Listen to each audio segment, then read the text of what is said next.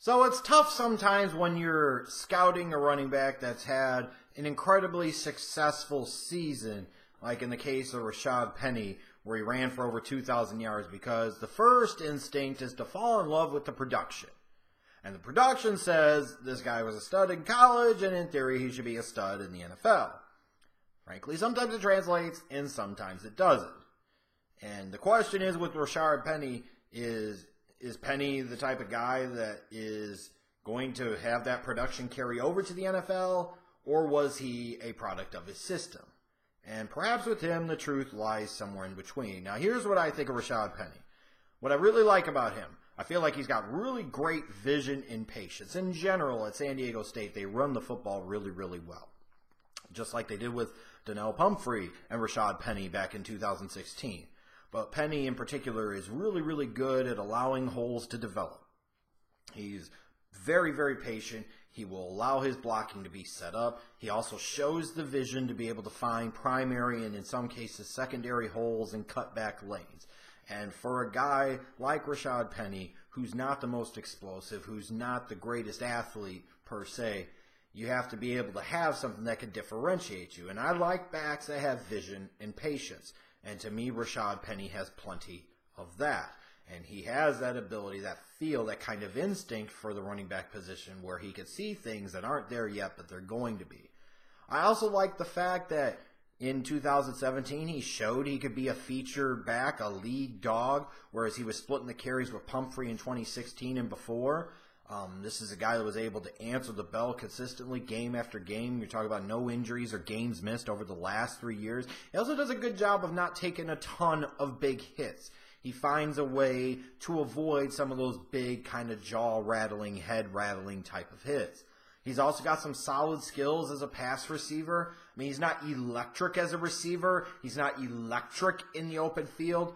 But he has 3-down skills in terms of being a guy that you can put out there. You can line him up in the slot. You can line him up in the backfield and throw some passes to him. He's got some multi-dimension to his game. And along with that great vision and patience, the durability, the skills as a receiver, he's got some massive upside as a kick returner. I mean, this was a record-setting kick returner during his time at San Diego State.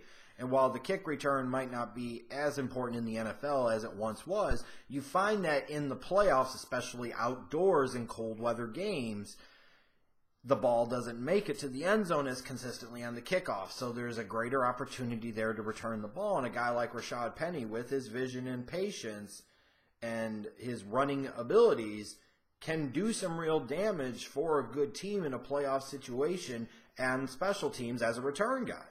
And maybe some in the regular season as well.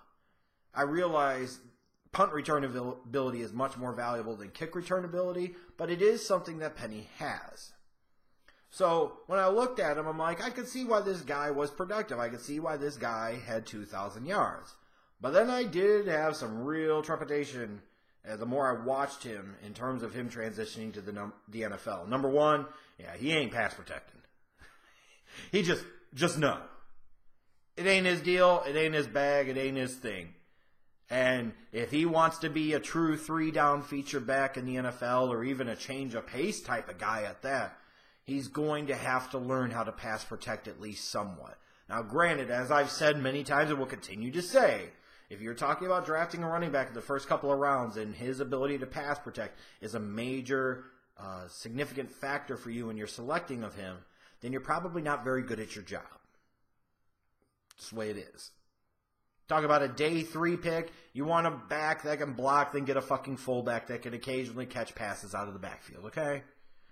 You don't draft a guy like Rashaad Penny for his run blocking and pass blocking ability. But also know that there are times where you're going to need him to be able to recognize blitzes, pick them up, help out with chip blocks, help out with cut blocks, and he can't do any of that shit.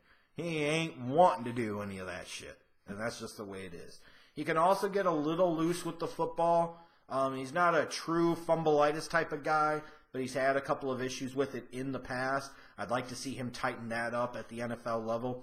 Also, for Penny, a guy that doesn't have incredible quickness, incredible speed. He's also not overpowering as a runner either. He's not really truly that physical. Like, you look at the yardage and you look at the numbers and you would think that this is a guy that breaks a ton of tackles, but the real truth of the matter is he got by a lot on vision and patience, and his ability to hit the holes in the primary and secondary cutback lanes that his great offensive line was providing in front of him. Like, that San Diego State team knows how to run the football, and they in particular know how to run block. So a lot of the production for Rashaad Penny came as he was breaking through the offensive line and wasn't getting touched until he's like 4 or 5 yards through the hole. But you look at it, he's not a guy that lowers the boom and runs a lot of guys over. He just doesn't get a ton of yards after contact based off of what I saw.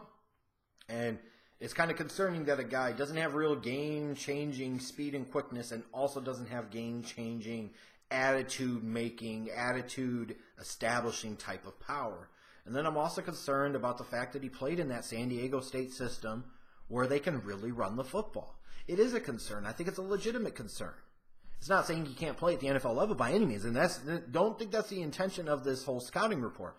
But also understanding that a guy like Donnell Pumphrey, who was all 5'7", 165 pounds, last year ran for over 2,000 yards in that same system. So that can speak in part to the talent at running back with Pumphrey and now Rashaad Penny, but it can also speak to the coaching, the talent around them on the offensive line, and the system that they run in general. So how is Rashaad Penny going to do if he goes to a team where the system isn't great, if the offensive line in front of him is not great? How is he going to be able to produce at a feature back level? And I feel like that's a real viable concern, especially for a guy you're talking about that really, for all intents and purposes, only has 1 year of experience as being a lead back.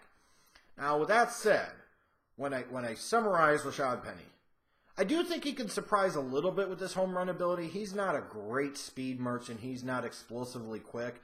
But if he gets an opening, he can hit it, and he can do some damage down the field. You're not just going to be immediately able to run him down. Like I said, he's a decent pass catcher. He can impact your team in multiple ways as a between-the-tackles runner with a little bit of home run ability or big play ability, and then he also can be out there as a receiver that you can line up out of the backfield and out of the slot.